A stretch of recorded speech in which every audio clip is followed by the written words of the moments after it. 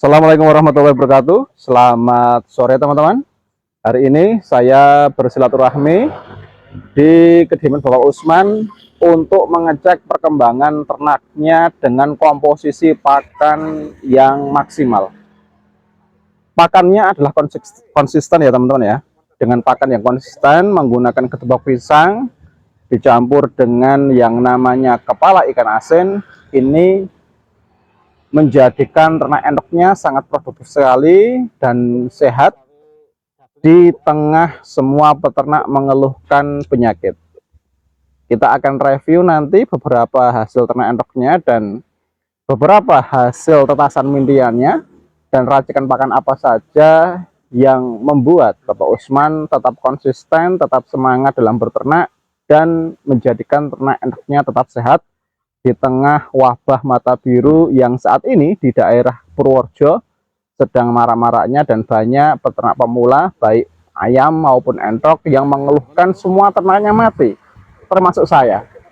Simak informasinya sampai akhir durasi hanya di channel R Plesiran Kandang. Oke teman-teman, saat ini saya berada tepat di kandang umbaran milik Bapak Usman yang ini bisa terlihat di dalam video ini ada beberapa ternak endoknya dengan berbagai macam jenis. Ada yang dragon, ada yang metalik, ada yang siem, dan ada yang bisa dikatakan campuran antara metalik dan dragon. Ini tidak pengaruh dengan semangat Bapak Usman ya, karena Bapak Usman tetap mengedepankan kesehatan terkait dengan jenis. Ketika endoknya sehat, maka hasil ternakannya pun juga akan tetap lancar dan harganya juga di atas rata-rata. Itu prinsip dari Bapak Usman untuk mengembangkan ternak endoknya. Bisa dilihat ini ada beberapa jenis ternakan endok yang saat ini sedang tumbuh besar di bawah umur 7 bulan. Kita akan masuk ke kandang ya teman-teman ya. Kita akan coba masuk ke kandang. Ini adalah kandang umbaran atau semi umbaran. Jadi di dalam situ adalah area untuk mengeram dan untuk membesarkan mintiannya, dan kalau malam ternak endoknya ini masuk semua. Ini saya berada di area depan, yaitu area umbaran, ada kubangan airnya. Kubangan air ini kebetulan belum diganti ya teman-teman ya. Jadi ini sangat sejuk sekali di bawah pepohonan. Di atas kita lihat, itu adalah pohon pring atau bambu dan pohon sorongkeling. Jadi di bawahnya langsung kandang. Ini langsung diberi atap karena pengalaman Bapak Usman, ini nanti daun-daunnya akan turun ke kolam dan mengotori air yang ada di kolam. Oke teman-teman, kita akan mengulik atau melihat dari dekat hasil dari ternakan endoknya. Ini yang saat ini saya fokuskan gambar endoknya ini usianya baru 6 bulan teman-teman. Usia 6 bulan sudah sebesar itu dengan badan yang cukup panjang. Jadi pertumbuhannya cukup bagus dengan ransum pakan yang nanti kita akan bedah bersama.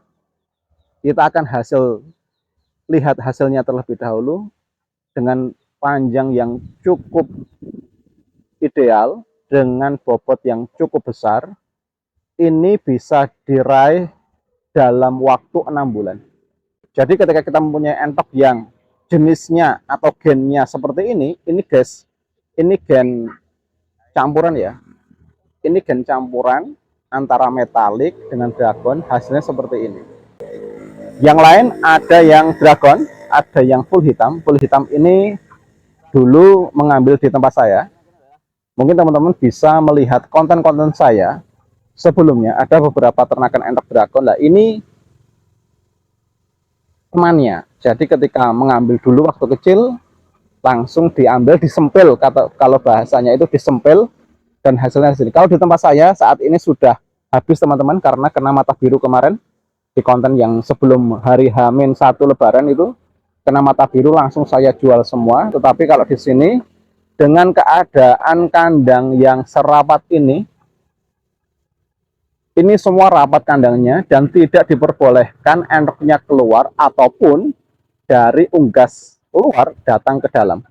Jadi ini steril, tidak ada interaksi antar unggas yang dari luar kandang. Jadi ini bisa dikatakan cukup bagus manajemen Bapak Usman untuk menahan endoknya supaya tidak tertular di tengah para peternak di daerah sekitar rumahnya ini terjangkit mata biru atau mata putih. Oke teman-teman, akan cek ya beberapa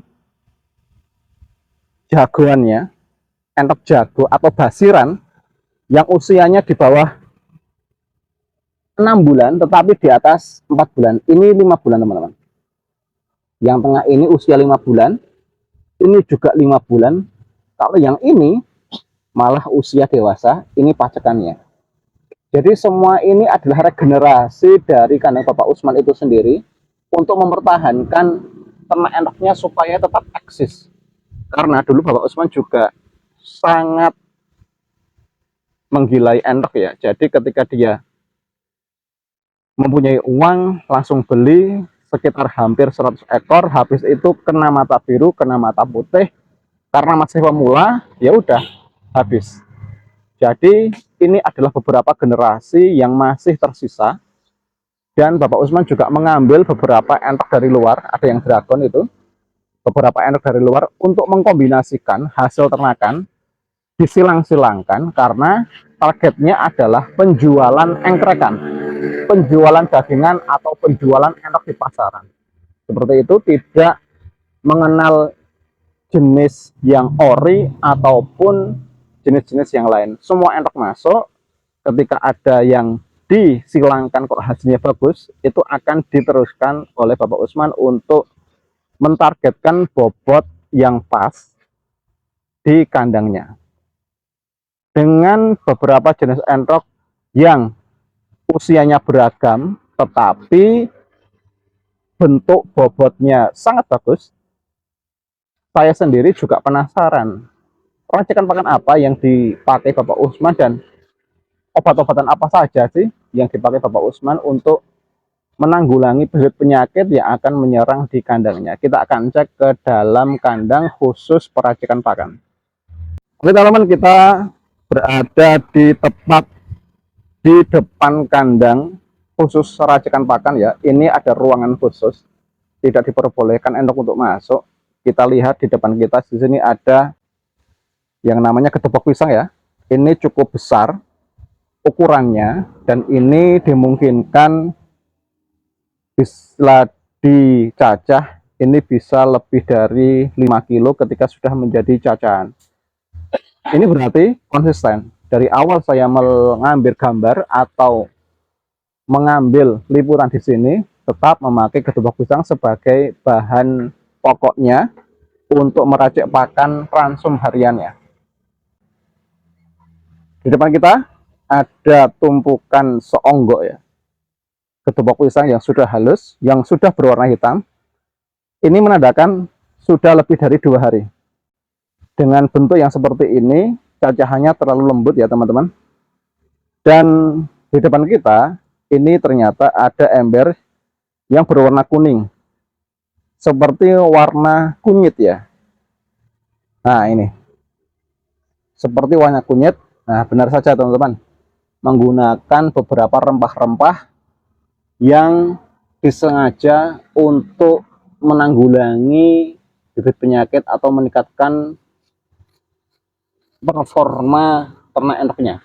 Ada temulawak, ada temulawak, ada jahe, ada temulawak, ada jahe, terus ada bisa dikatakan ini apa ini? Ini masih temulawak ini teman-teman. Ya, terus ada kunyit. Ini kunyit teman-teman. Oke, ini kunyit ya. Oh, ini jahe teman-teman. Ini jahe, kunyitnya mana? Ada kunyitnya enggak? Ini masih jahe. Oh, enggak ada kunyitnya teman-teman. Atau sudah habis? Mungkin sudah habis ya? Sudah habis. Jadi bahan dasar untuk pembuatan ransum pakan dikombinasikan dengan empon-empon atau rempah-rempah. Pasti ada kunyitnya karena ada warna kuning yang berada di dasar ember. Oke, nanti kita akan cek. Seterusnya ini ada beberapa ransum pakan teman-teman. Kita akan cek ya. Ransum pakan yang sudah diracik sedemikian rupa. Seperti ini bentuknya teman-teman. Ini ditutup karena nanti ada hewan lain seperti semut mungkin, sehingga ini menjadikan pakannya akan terlihat basi. Makanya ditutup supaya terhindar dari lalat dan lain sebagainya. Teman-teman, ini racikannya seperti ini dengan kombinasi kepala ikan asin ya. Kepala ikan asin, terus ada bisa dikatakan cacahan gedebok pisang, warnanya sama dengan yang tadi, terus dikombinasikan dengan bekatul ya, bekatul halus. Jadi kombinasi antara kepala ikan asin, cacahan gedebok pisang, dan katul halus seperti itu. Kita akan geser ke sini teman-teman. Ini adalah wujud dari kepala ikan asin ya. Nanti kita akan bertanya berapa Bapak Usman membeli kepala ikan asin ini. Kok banyak banget ini? Ini lebih dari 10 kilo teman-teman. Sepertinya lebih dari 10 kilo dengan bentuknya yang semua kepala ikan asin tidak ada badan ikan asinnya. Jadi bisa dikatakan ini limbah ya. Limbah dari pedagang ikan asin terus dibeli oleh Bapak Usman untuk pengganti konsentrat. Oke. Cek ya. Dari segi bobot entok yang ada di luar, baik betina yang belum berproduksi maupun dengan jantan yang usianya di bawah umur 7 bulan sudah sebesar itu dan segemuk itu. Padahal cuman bahan dasarnya adalah gedebok pisang. Oke, kita akan masuk ke kandang breeding. Kandang breeding ini ada beberapa ternak entok nintian hasil tetasannya. Ini lebih dari 20 ekor ini. Kita lihat sama ya. Kita akan usir dulu betinanya atau indukan betinanya. Ini ada 21 ekor teman-teman. Yang satunya hanya 3 ekor. Yang satunya hanya 3 ekor. Yang tetasan pertama ini hanya 3 ekor. Dan yang kedua atau induk yang kedua ini 21 ekor. Dengan pakan yang sesederhana itu, tidak menggunakan bahan pabrikan, semua bisa dikatakan tradisional karena tidak ada campuran pakan konsentrat pabrikan ataupun pur pabrikan, hanya mengandalkan gedebok pisang dan kepala ikan asin. Ditambah lagi dengan pur halus. Hasilnya, tetasannya semuanya rata-rata fertil. Memang ada yang tidak fertil dari 14 butir pengakuan dari Bapak Usman yang tadi, yang hanya menetas 3 ekor ini ternyata total telurnya ada 14.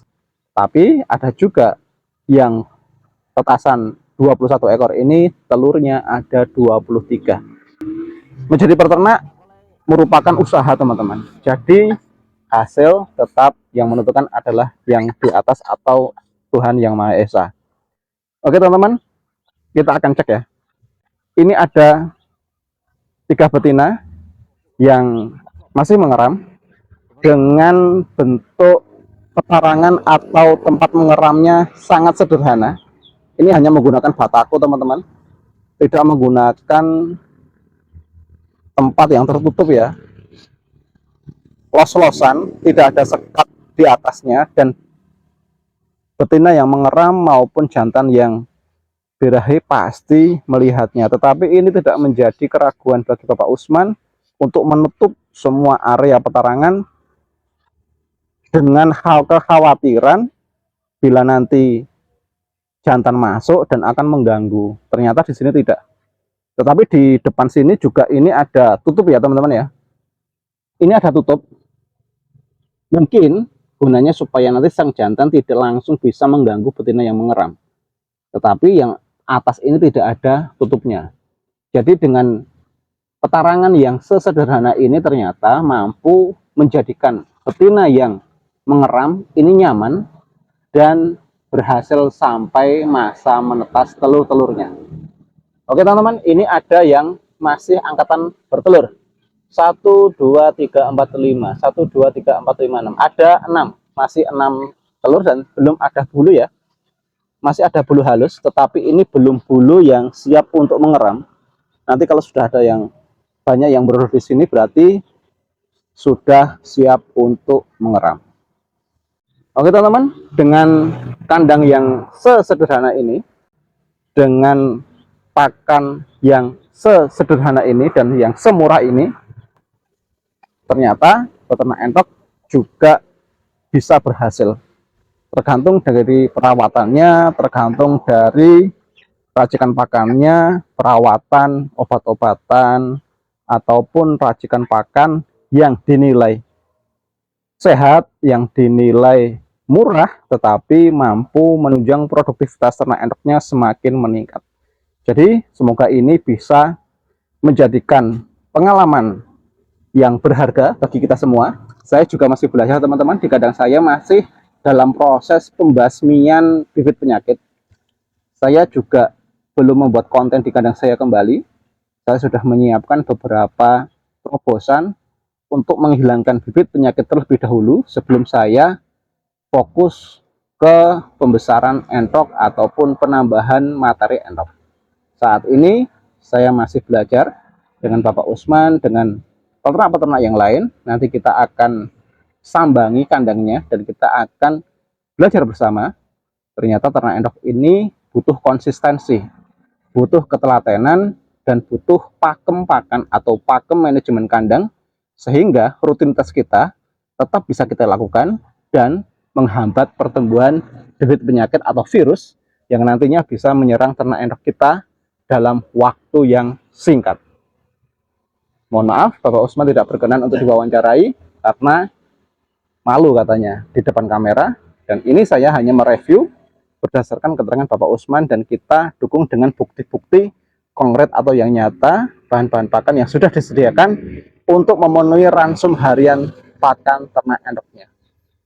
Semoga ini bisa menjadi informasi bagi kita semua untuk tetap semangat peternak endok, dan sampai jumpa di video selanjutnya hanya di channel R Plesiran Kandang.